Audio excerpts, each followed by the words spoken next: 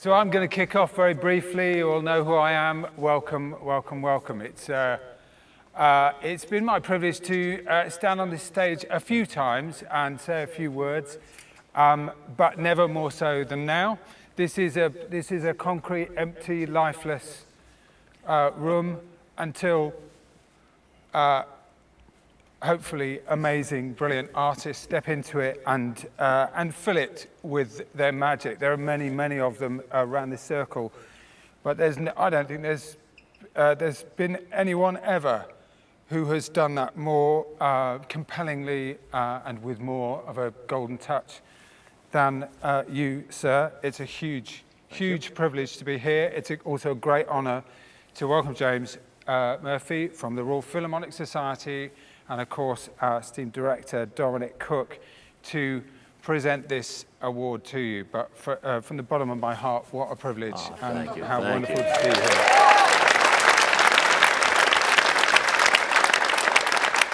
This is not a sop, but it is a great honor for me, and always has been, to have a show in the National Theatre. You have no idea what it means to an American. We don't have such a thing. Anyway, thank you all. Dom. I'm afraid I've written a few things down because my brain is not what it was. Steve's work as a composer, lyricist, and dramatist are, of course, exceptional.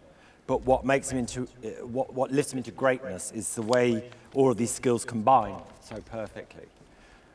It's not an exaggeration to say when I was working on Follies, I was reminded of directing Shakespeare. I was dealing with a writer who is a master of form. All the answers about a character's thinking and feeling are there in the form. Every note, every chord, every pause, every rise and fall, everything is there for a reason. All have an internal logic that moves the drama forward and are motivated by the character's intention and deeply rooted in their inner lives. His work is a perfect marrying of form and content. And that, as a director, is a great gift. One can trust the writer's choices implicitly and entirely. And the more one searches, the more one finds. And when the work is as rich and complex as yours is, Steve, and you have actors as great as this team, there are no limits. I've got a couple of other things I want to say, in that I think Steve shares something with other great artists like Shakespeare, Mozart, Picasso, and many others, which is that his working life is defined by a creative restlessness and a refusal to settle on the obvious or the easy or the received way of doing things. Each show, each song has a distinct sound, style, world, dramatic structure, and thematic territory. There's a great quote which I gave to the actors on the opening night of this show from the legendary dancer choreographer Martha Graham, which talks of divine dissatisfaction. Anybody care to say what that means? I'll try and explain it. Sounds good. True artists never arrive. They're constantly searching for deeper and more resonant forms of expression. This defines your work for me, Steve. Crucially, though, your search for new forms is drawn from a desire to express content accurately, never kind of bolted on for effect. It's a desire, it's functional, and it's matched by an understanding that authenticity is the wellspring of great art, and rooted in the knowledge that self-conscious attempts at originality are doomed to failure. There are two lines from Move On, one of my favorite of your songs from Sun in the Park with George, that expresses this in a deceptively simple and succinct way. Let it come from you, then it will be new.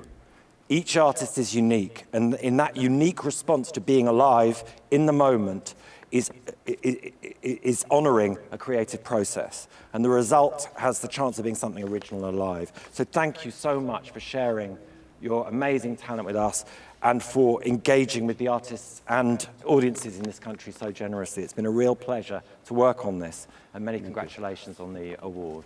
Let us also give praise to Jim Goldman, who wrote this thing, okay? Thank you.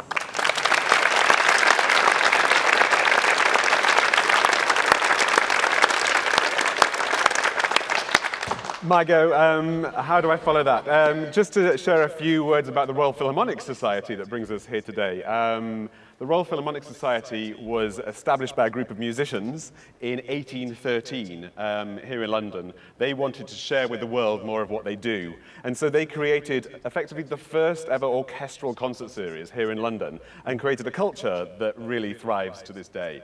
They created a repertory and commissioned music like Beethoven's little-known Ninth Symphony, among many other works. And they attracted to London distinguished artists like Mendelssohn and Wagner, and played a really important part in making London an essential destination internationally for music.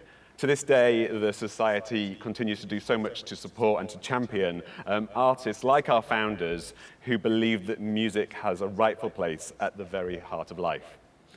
So honorary membership was first given in 1826 to the opera composer Weber, and since then has been given to Wagner, Liszt, Berlioz, Clara Schumann, Brahms, Dvorak, Grieg, Tchaikovsky, Copland, Rachmaninoff, Ravel, Stravinsky.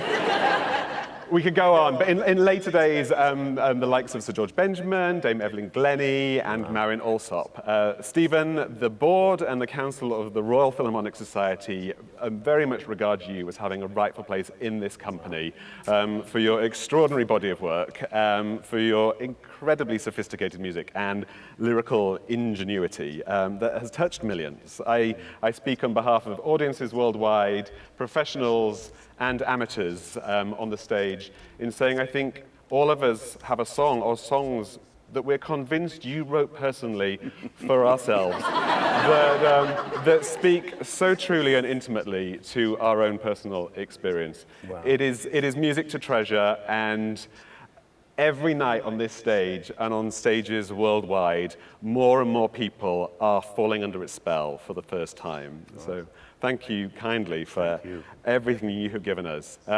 With very, very happy fortune, among the cast of Follies is a life member of the Royal Philharmonic Society, Dame Felicity Lott. And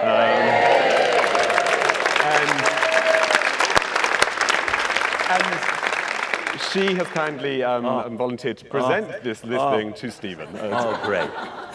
Well, for me, it's the most extraordinary honor, privilege, and joy.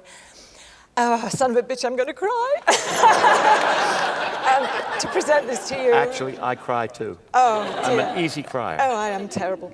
But to be on this stage with this wonderful, wonderful team of people in this fabulous production with your glorious music and the brilliant words, night after night, has been such a huge highlight in my life. Thank you. Thank you for having written a part for somebody like me. I'm going to watch two people cry at each other. So talk among yourselves. I'm having a blast. And it's over too fast. Oh. Next week is my last. And you rhymed it. You just rhymed it. Congratulations. Thank you on behalf of all of us. Thank you. Thank you very much. Thank you so much.